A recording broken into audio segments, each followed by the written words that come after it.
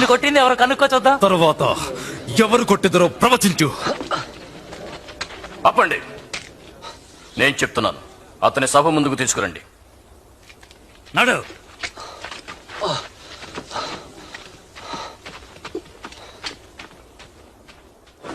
పెద్దలు మతనాయకులు యేసును ప్రశ్నించి తీర్పు తీర్చుటకై కూడుకొనిరి.